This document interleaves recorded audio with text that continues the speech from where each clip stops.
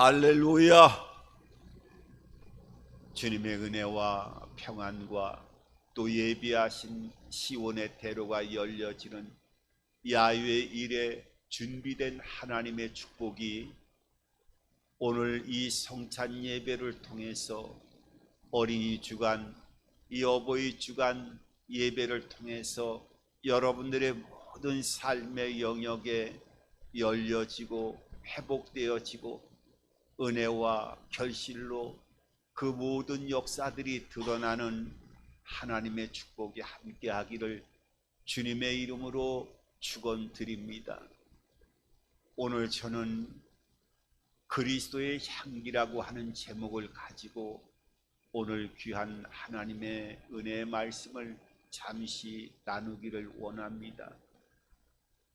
우리가 하나님의 자녀가 되어지고 그리스도의 생명을 이어받았다라고 하면 하나님의 자녀로서 그리스도인의 삶의 길을 걸어가는 우리 신앙인의 모습을 발견하게 되어집니다.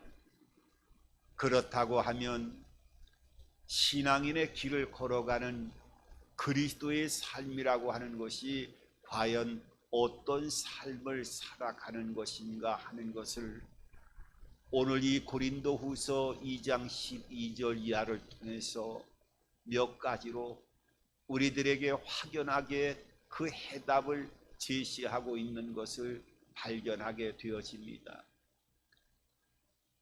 제가 예전에 같은 하나님의 사역의 길을 걸어가는 가운데 예전에 로버트 슐러라고 하는 수정교회를 또 세우시고 담임하시면서 세계적으로 수많은 그리스도인들에게 아니 또 믿지 아니하는 자들에게도 적극적인 믿음의 세계라고 하는 적극적인 긍정적인 삶 이런 쪽으로 해서 성경을 하나님의 말씀을 긍정적인 시각으로 비춰서 우리 인간의 하나님의 형상대로 만든 우리 인간의 내면을 긍정적인 힘을 극대화시키는 모습을 통해서 이 땅에 능력적인 삶을 살아가기를 갈망하면서 그런 쪽으로 아주 조명을 해서 아마 살아생전에도 지금은 천국의 하나님의 부르심을 받았습니다마는 약 100여 권 정도의 책을 기술하면서 세계적으로 많은 사람들에게 큰 영향력을 끼치신 목사님이시죠. 그런데 이 목사님의 가정사를 살펴보면 참 여러 가지를 느끼는 부분이 있었습니다. 그 로버트 슐러 목사님이 복음을 전하면서 한쪽에 하나님의 말씀을 전하는 하나님의 사역을 감당하고 있었는데 또 급하게 연락이 왔어요. 그런데 그 연락은 좋은 소식이 아니라 그 딸 캐롤이라고 하는 딸이 교통사고를 당해서 다리를 절단하게 되어졌다라고 하는 절망적인 소식을 이 목사님이 사역 가운데 그 소식을 전하게 되어진 겁니다.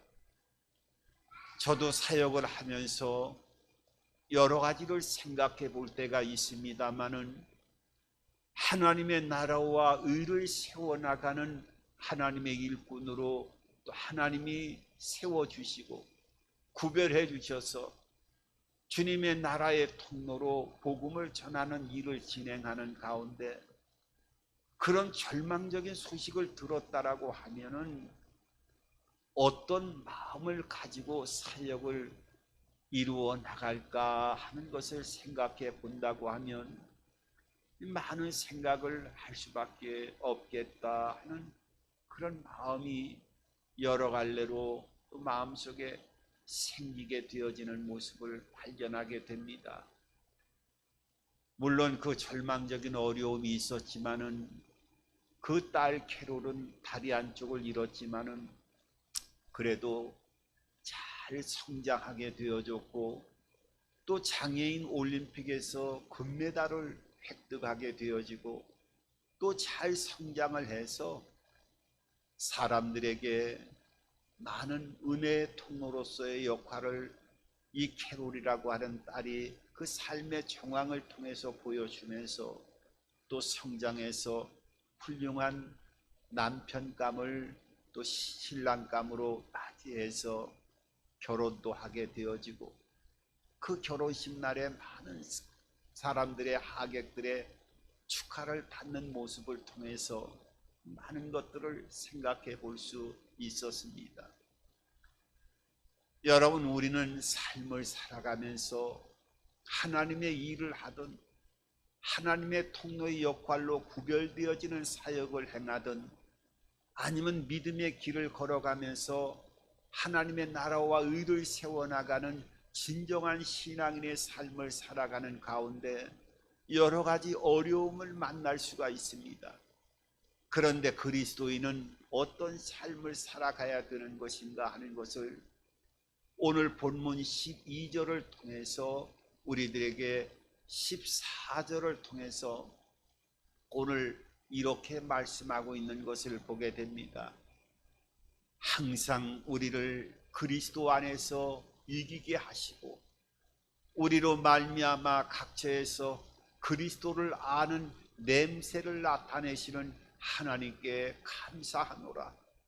오늘 여기에 보면 항상 우리를 그리스도 안에서 이기게 하시는 하나님의 은혜를 우리들에게 보여주시고 있습니다.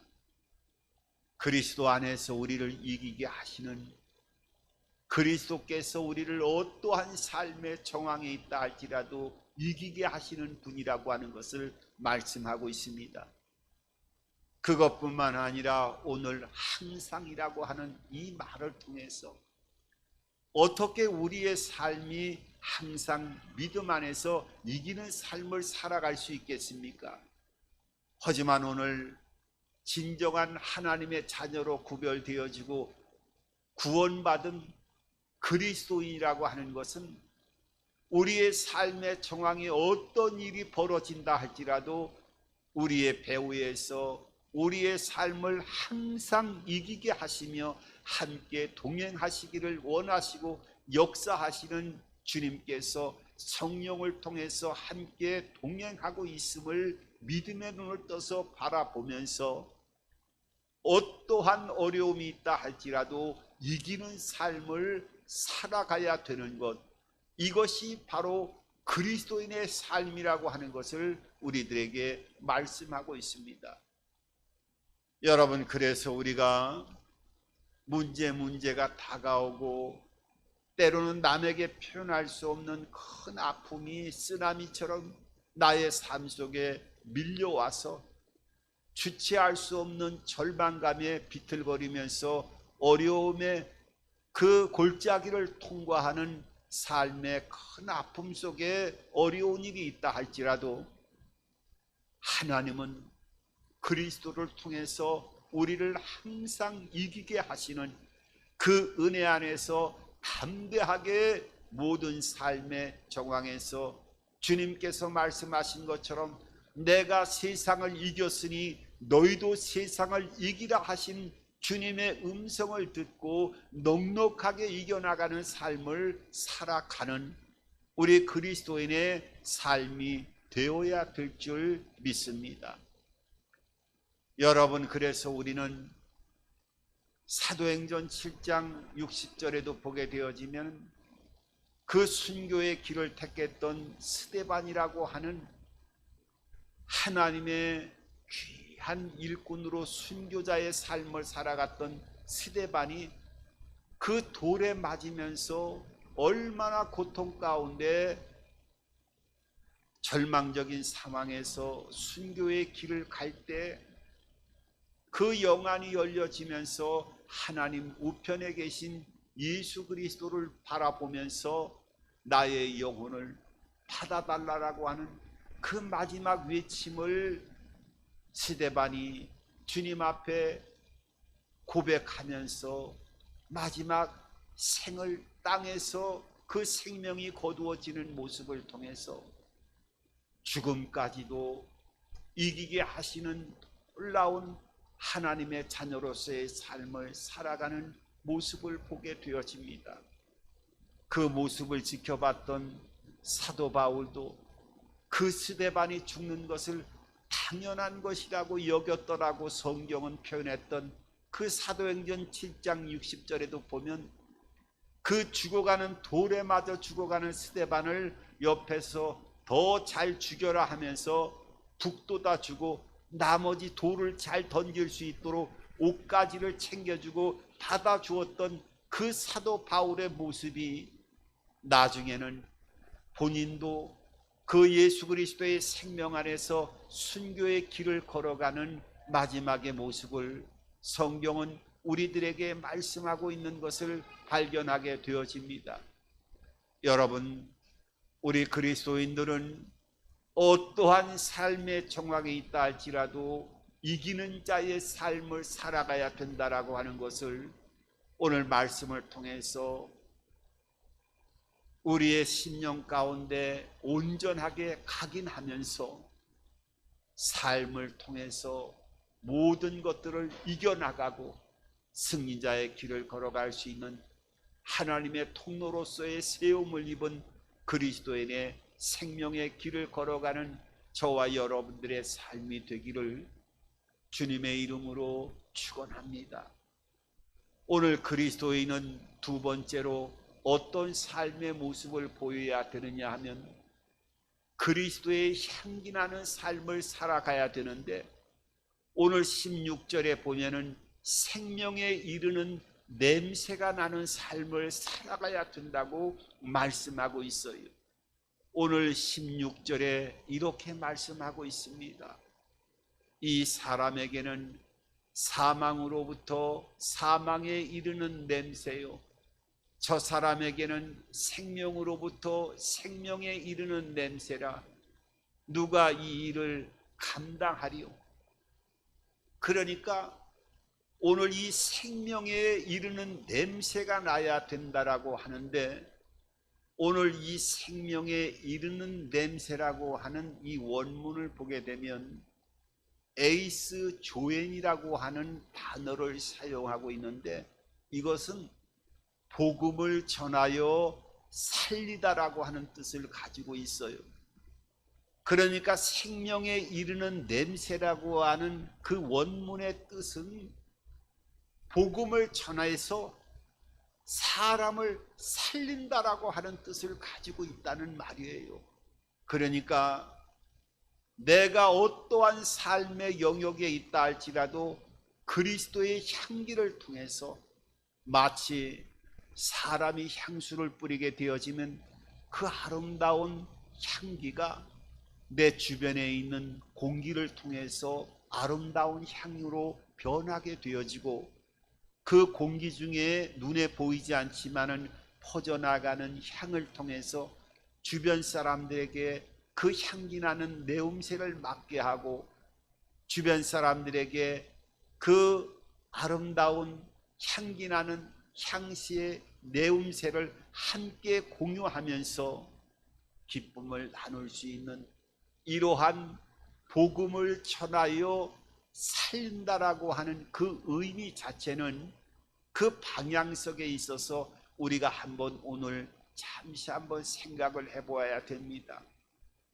오늘 우리가 본문 12절에 보면은 중요한 바울의 그 복음의 그 방향의 길을 우리들에게 보여주고 있는데, 12절에 보면은 이렇게 말씀하고 있습니다.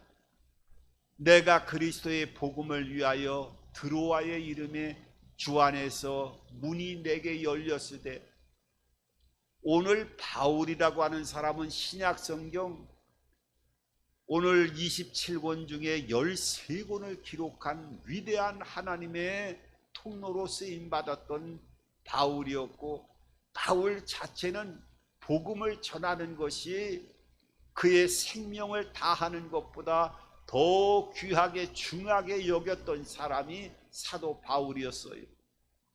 그런데 오늘 드로아에서 복음의 문이 열렸다고 말씀하고 있어요. 여러분, 바울에게 복음의 문이 열렸다고 하면 제일 먼저 복음에 목숨을 걸었던 사람이기 때문에 드로아에서 복음을 전하는 일이 제일 중요한 일이었어요. 그런데 바울은 그 복음의 길이 열려져 있는 드로아에서 복음을 전한 것이 아니라 자기가 생명보다 더 귀하게 여겼던 복음 자체의 길이 열려지고 환경이 열려졌던 드로아에서 자기의 목숨보다 귀한 복음을 전한 것이 아니라 오늘 13절을 보게 되어지면 오늘 이렇게 말씀하고 있는 것을 보게 됩니다. 내가 내 형제 디도를 만나지 못함으로 내 심령이 편하지 못하여 그들을 작별하고 마게도냐로 갔노라 말씀하고 있어요. 여러분 한번 생각을 해봐요. 성경을 잘 이 말씀을 음미해 보면은 바울이 복음의 문이 열렸던 드로아에서 더 적극적으로 하나님이 복음의 길을 열어줬으니까 이 길을 열어준 드로아에서 하나님의 뜻이다 하면서 더 복음에 열정적으로 그 모든 혼신의 힘을 기울여서 복음을 전하여야 됨에도 불구하고 이 드로아에서 복음을 전한 것이 아니라 어떻게 해요? 마음에 근심하는 상태에서 마케도냐로 갔다고 성경은 말씀하고 있어요. 이 마케도냐로 간 이유는 바로 고린도 교회를 가기 위해서 이 마케도냐로 간 것을 보게 되어져요. 이 바울에게는 고린도 교회에 여러 가지 문제들이 있어서 그 생각 속에는 복음을 전하는 것보다 지금은 고린도에 가서 그 고린도 교인들과의 함께 교제를 통해서 교회를 더욱더 든든하게 세우는 것이 이 바울에게는 복음을 전하는 드로아에서 예수 그리스도의 생명을 복음을 전하는 것보다 더 중요한 일이었기 때문에 그 목표인 고린도 교회를 향해서 마케도냐로 가는 모습을 통해서 우리의 신앙의 복음의 길을 다시 한번 우리가 면밀히 살펴볼 수 있는 길을 우리들에게 제시해 주고 있는 것을 보게 됩니다. 여러분, 그래서 우리가 신앙생활하면서 교회로만 매일같이 모여야 되고 교회에서 늘 성경 공부하고 교회에서 늘 전도 생활하면서 교회에서 모든 것 헌신하고 충성하고 봉사하면 우리가 생각하면 우리가 말하는 대로 착한 교인, 믿음이 좋은 교인, 하나님께서 제일 기뻐하는 교인, 이렇게 우리가 이 시대적인 흐름 속에서 그렇게 표현하고 하는 모습들을 보게 되어집니다. 그런데 진정한 복음은요, 우리가 이 교회에는 주차장이 되어지는 것이 아니라 주유소가 되어져야 된다라고 하는 것을 알아야 됩니다. 모이는 것으로 그치는 것이 아니라 주유소가 어떤 곳입니까? 차가 기름을 공급받으면 그 기름을 통해서 차가 내가 가고 싶은 곳 모든 도로를 질주하면서 그 방향대로 목적지를 향해서 나아가는, 이 교회가 머물러 있고 사람들이 뭉쳐 있는 곳으로 그치는 주차장이 아니라 주유소가 되어서 하나님의 말씀과 성령의 능력과 은혜 안에서 충만함으로 그 기름이 채워지게 되어지면 삶의 현장에 나가서 삶의 현장에서 그 생명에 이르는 냄새를 통해서 그리스도의 향기를 통해서 그 안고 일어서는 자체 안에서 복음을 전하는 것, 이것이 바로 생명에 이르는 냄새, 복음을 전하여 살리는 그 목적지의 방향 자체를 우리들에게 성경적으로 아주 의미 있게 제시하는 것을 발견하게 되어집니다. 여러분, 누가복음 10장 30절에도 보면 거기에는 그 예루살렘에서 여리고로 내려가다 강도 만난 사람의 이야기가 나옵니다. 물론 사마리아인이 어떻게 했느냐, 제사장도 그 강도를 만난 사람이 거의 피투성이가 되어가지고 죽어갈 때 하나님의 말씀을 전하고 선한 척을 하고 사랑을 제일 앞세웠던 제사장 레위인들은 그 죽어가는 강도 만난 사람을 다 보고 혀를 차고 지나갔지만은 그 당시에 가장 없이 여겼던 사마리아인이 어떻게 해요?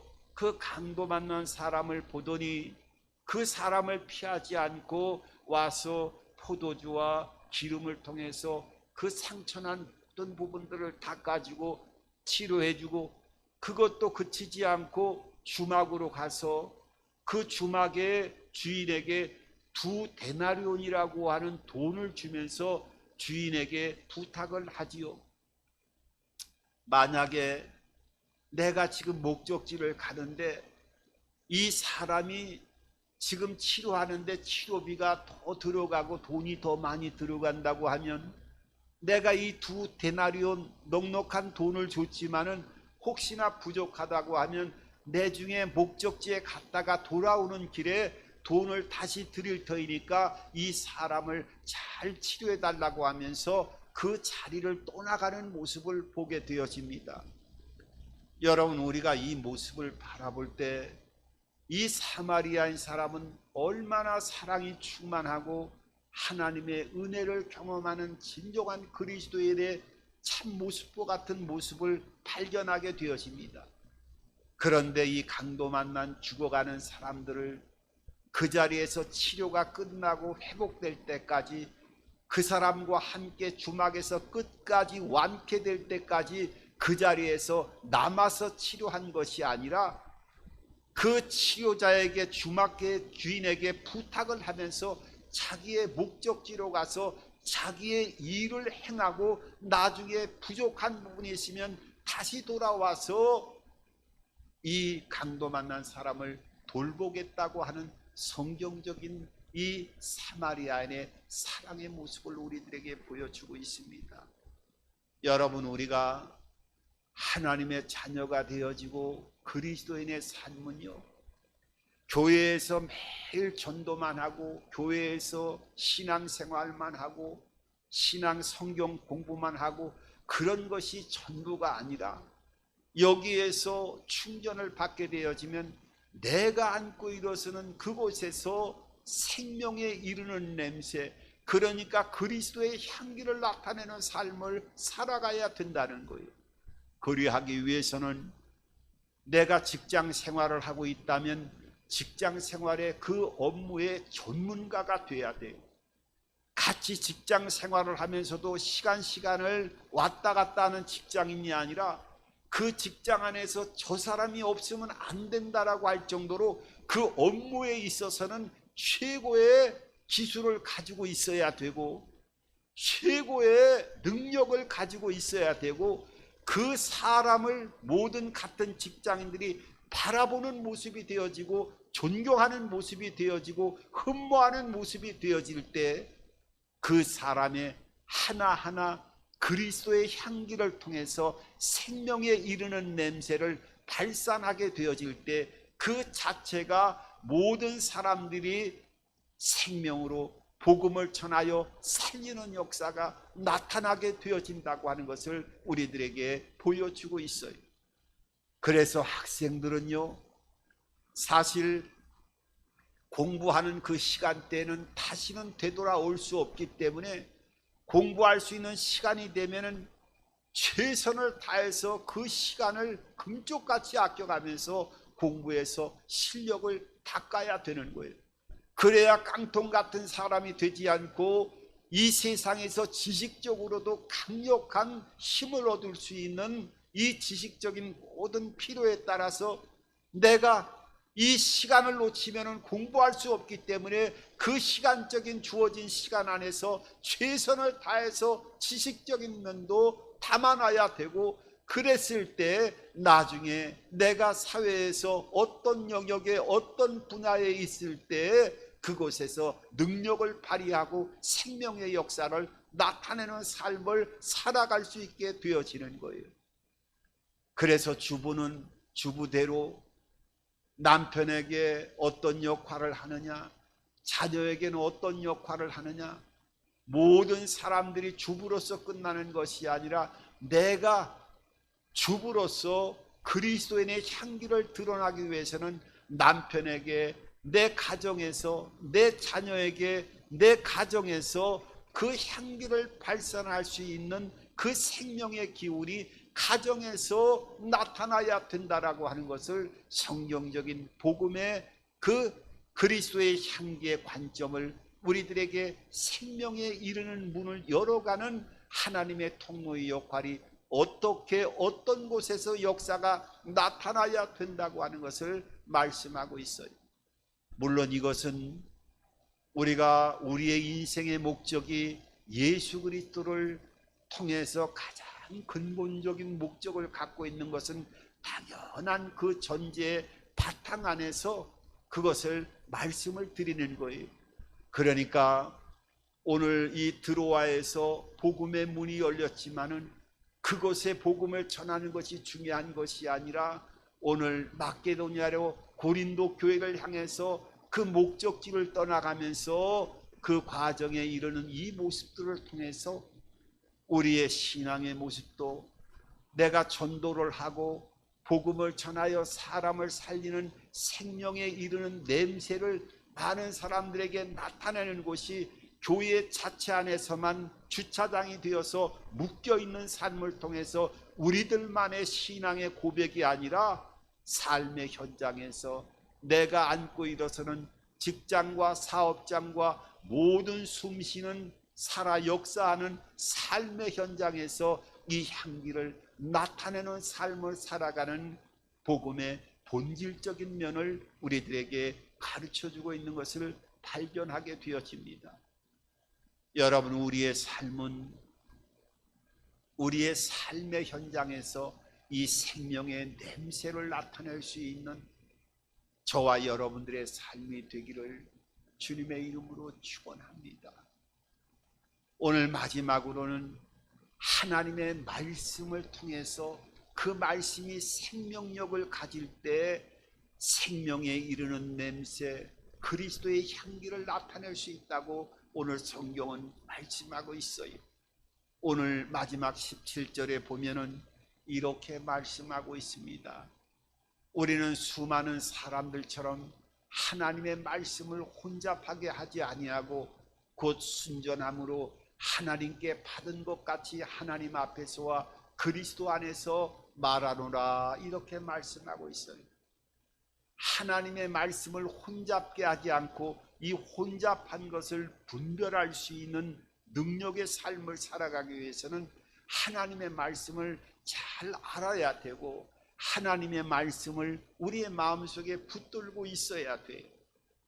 사실 어떻게 보면은 믿음 생활 처음 할 때는 하나님의 말씀을 하나하나 그냥 들어도 모든 것이 은혜가 됩니다마는 이제 신앙생활을 10년, 20년, 30년, 40년 이 믿음의 길을 걸어가다 보면 사실 하나님의 말씀을 좀 깊이 있게 이제 접하다 보면 이것이 여러 가지 면에서 상충되어지고 때로는 이쪽에선 이 말씀을 하시는데 저쪽에서는 이 말씀과 영 같이 병행되어지지 않고 마치 칼과 창으로 찔러가면서 대적되어지는 식으로 말이 앞뒤가 안 맞는 그런 모습들을 발견할 때 되어지면 이게 성경이 왜 이러지? 내가 이 성경 말씀을 더 이상 읽어야 되나? 이 은혜가 되지 않아서 말씀을 덮게 되는 그런 경우도 많이 발견하게 되어져요. 그래서 하나님 말씀을 볼 때는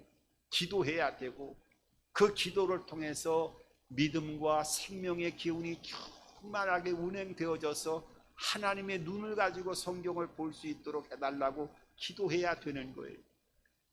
여러분, 왜냐하면 성경은 이 구약 성경만 하더라도 지금으로부터 2500년 전, 3000년 전, 3500년 전 그 이상의 그 당시의 시대적인 배경을 통해서 1차적인 독자를 통해서 말씀하고 성경은 하나님의 말씀이면서도 사람이 기록한 것이기 때문에 때로는 여러 가지 그 문자적으로 상충되어지는 부분들이 있음을 발견하게 되어져요.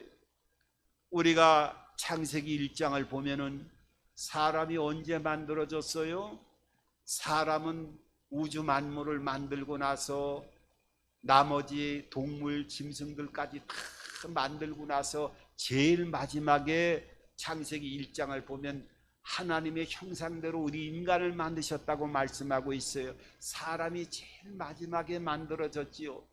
그런데 창세기 2장을 이제 시작하게 되어지면 2장 19절 이하를 보게 되면 이상하네, 사람이 제일 많이 끝에 만들어진 것 같은데 창세기 2장 19절을 보면 사람이 아담이 만들어진 이후에 그 다음에 하나님이 하늘의 새도 만들고 흙으로 동물과 들짐승을 만들었다고 성경은 말씀하고 있는 것을 보게 되면 1장에서는 사람이 제일 늦게 만들어졌는데 2장에는 짐승들이 더 늦게 만들어졌네. 성경에 기록되어 있는 것을, 이런 것을 보게 될 때 좀 이해가 되지 않는데 이런 생각을 하게 되어져요. 여러분 그럴 때 궁금하게 생각하지 않았나요? 여러분 이것은 그 시대적인 배경을 봐야 돼요. 이게 문자적으로 이게 맞냐 안 맞냐를 떠나서 창세기 1장을 통해서 사람이 제일 마지막에 만들어진 것은, 창조라고 하는 것은 하나님이 질서를 통해서 모든 우주 만물을 만들었다고 하는 것을 보여줄 뿐만 아니라 사람은 하나님의 형상대로 우리 인간을 만들어서 모든 것들을 창조하고 준비된 상태에서 사람은 하나님의 형상대로 얼마나 사랑하고 존귀한 존재로 만들어졌는가 하는 것을, 모든 것들을 다 만들고 나중에는 인간을 제일 마지막에 만들어서 모든 것들을 사용하고 받아 누려나갈 수 있는 준비된 상태에서 존귀하게 만들었다고 하는 인간의 하나님의 진정한 참 사랑의 의미를 1장에서는 표현하고 있는 것이고, 2장에서는 어떻게 해요? 사람은 혼자 살아가는 것이 아니라 배우자를 통해서 하와도 만들고 동물들을 통해서 자연과 함께 교제하고 같이 함께 어우러져서 삶을 살아가는 존재라고 하는 것을 강조하기 위해서 1장과 2장의 상태가 사람과 들짐승의 관계가 어떤 것이 맞느냐 안 맞느냐를 통해서 그 배경을 이해하는 모습을 우리가 그 배경을 통해서 알아야 돼요. 여러분, 하와가 나중에 아담과 하와가 범죄한 이후에 하나님의 큰 징계를 받게 되어지죠. 그때 하와에게, 남자에게, 아담에게 내리는 징벌이 뭐예요? 너는 땀의 수고를 내야 이 땅을 살아갈 것이라고 얘기하고, 하와에게는 해산의 고통이 더 크게 될 것이라고 말씀하잖아요. 성경을 자세히 원문을 보면 해산의 수고가 더해질 것이다라고 하는 이 말씀 한 절만 보면 이 당시에는 하와밖에, 먼저 아담과 하와가 창조되고 제일 먼저 창조됐는데 해산의 수고가 더할 것이다. 그러면 해산의 고통을 먼저 알고 있었다는 얘기인가? 더 고통이 알고 있었기 때문에 그 고통이 더해진다라고 하는 성경의 말씀을 통해서 그러면 해산했던 적도 먼저 있었다라고 하는 말인가 하는 의구심을 갖게 되어질 때, 그 전에 다른 사람이 또 있었고 아이를 먼저 하와가 또 낳은 적이 있었는가 하는 것을 생각해 본다고 하면 이것이 여러 가지 면에서 혼돈될 때가 한두 가지가 아님을 보게 되어집니다. 여러분, 그래서 그 당시에 남자는 일을 하고 여자는 가정에서 아이만 낳다가 여자의 역할을 이렇게 해야 되는 것인가라고 현대적인 관점에서 생각해 보면, 일을 안 하고 아이만 낳는 것이 여자의 역할이라고 생각하면 이 시대적인 상황에서는 전혀 맞지 않는 거예요. 그렇지 않습니까, 여러분? 이 시대적인 성경이, 이 창세기가 기록될 때에도 이 환경적인 가부장적인 제도가 그 당시에는 모든 세계를 지배하고 있었고, 이런 모든 정황 속에서 그 배경을 통해서 기록되어진 부분들을 감안하게 되어지면 우리가 여러 가지 면을 다시 한번 살펴볼 수가 있는 거예요.